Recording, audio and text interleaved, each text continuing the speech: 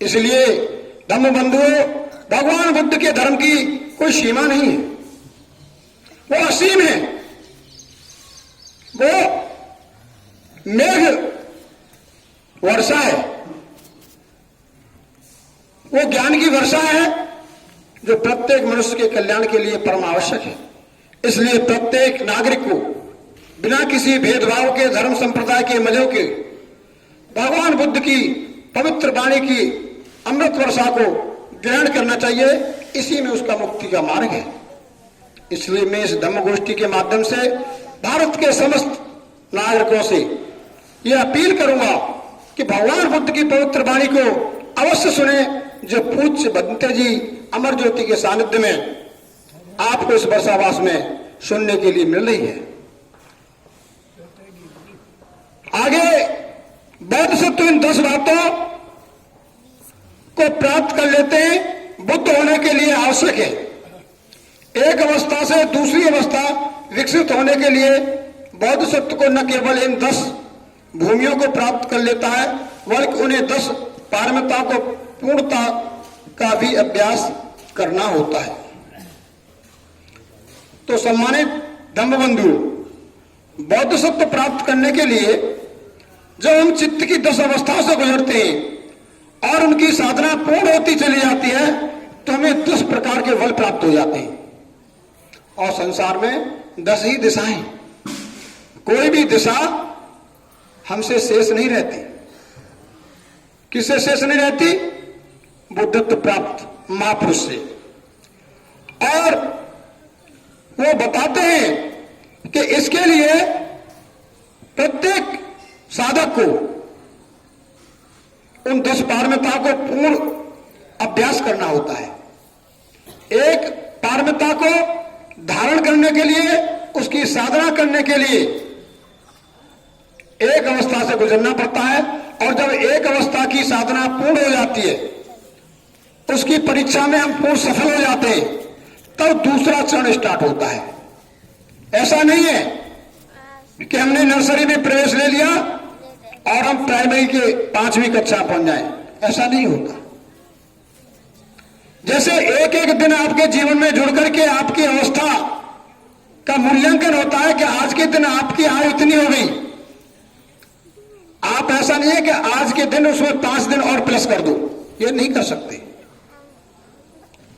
आज जितना है वो है, क्षण क्षण ही आपके जीवन में जुड़ेगा। आप इसमें अपनी ओर से कुछ भी प्लस नहीं कर सकते। इसी तरीके से चित्त की साधना के लिए हम अपनी ओर से एक को छोड़ करके दूसरे में छलांग नहीं लगा सकते। ऐसा करेंगे तो हमारी साधना पूर्ण नहीं होगी। एक जीवन चरण का अंत, एक पारमिता की पूर्ति, पारमिता में विशेषज्ञता का एक अवस्था से दूसरी अवस्था में चलना आवश्यक है। एक पारमिता में पूर्णता का एक जीवन चरण में करनी होती है। एक जीवन चरण आपको बताया, एक चित्त की अवस्था, उसमें आप पारंगत हो जाते हैं, उसकी साधना पूर्ण हो जाती है, तो दूसरा जीवन चरण में प्रारंभ हो जाता है, प्रवेश हो जाता है। ऐसा नहीं कि थोड़ा एक में और थोड़ा दूसरे में। एक बौद्ध सत्व जब दोनों तरह से समर्थ होता है, तभी वह बौद्ध होने के योग्य बनता है। बुद्ध बनना ही बौद्ध सत्व के जीवन की पराकाष्ठा है। हमको क्या प्राप्त होगा अगर हम साधना करें और हम 10 पारमिताओं की साधना कर लें और उनके अनुसार हम चित्त की भी साधना कर लें, तो हमको क्या मिलेगा? बहुत सारे धम्म बंधु यही प्रश्न करते हैं, धम्म गोष्ठी में जाकर के हमें क्या मिलेगा? तो भगवान बुद्ध फरमाते हैं कि बुद्धत्व प्राप्ति ही जीवन की पराकाष्ठा है। जो सर्वश्रेष्ठ, सर्वोच्च, जो शिखर की चोटी है जीवन की, वो केवल ज्ञान है, बुद्धत्व लाभ है।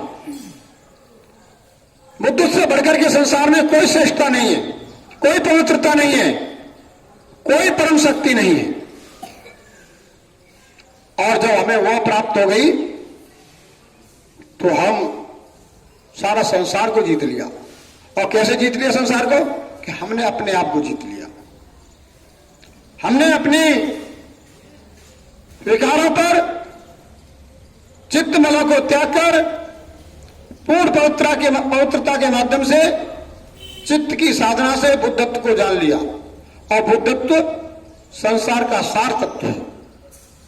फिर कुछ भी अनजाना नहीं रहता, कुछ भी रहस्य नहीं होता, वो सब का शास्ता होता है, सब का दृष्टा होता है।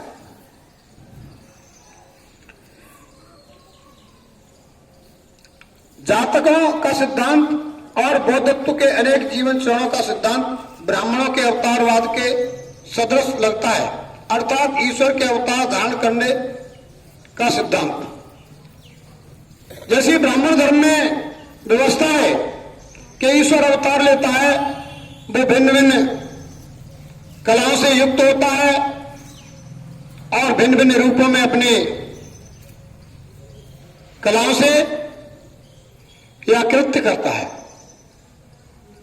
ठीक इसी तरीके से ऐसा लगता है कि बुद्ध का भी जो सिद्धांत है उससे मिलता जुलता है कि एक अवस्था में वो इस धारणा को प्राप्त करता है, इसकी साधना करता है तो ये शक्ति मिलती है, दूसरे चरण की साधना पूर्ण होती है तो ये शक्ति मिलती है। इसी तरीके से करते करते 10 साधनाएं पूर्ण होती हैं तो शक्ति प्राप्त होती चली जाती है। फिर बुद्धत्व को प्राप्त कर लेता है और फिर वो अपने संसार में कर्म, पवित्र कर्मों को करके दिखाता है। यह सिद्धांत भी ऐसा लगता है कि ब्राह्मणी सिद्धांत से मिलता जुलता है, लेकिन भगवान बुद्ध फरमाते हैं जातक कथाओं का सिद्धांत बुद्ध के व्यक्तित्व की पवित्रता की पराकाष्ठा पर आधारित है, जो इसका सार है। भगवान बुद्ध के दर्शन में, साहित्य में जातक कथाओं का वर्णन मिलता है। उन जातक कथाओं में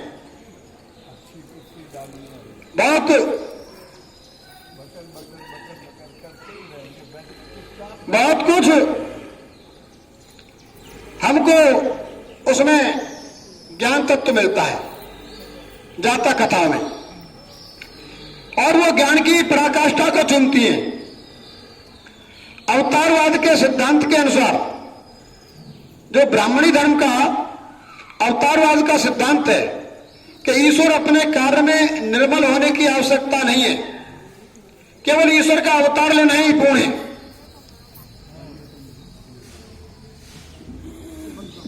ये कुर्सी जो हमने डाल रखी है शायद गलती से कुर्सियां डल गई हैं।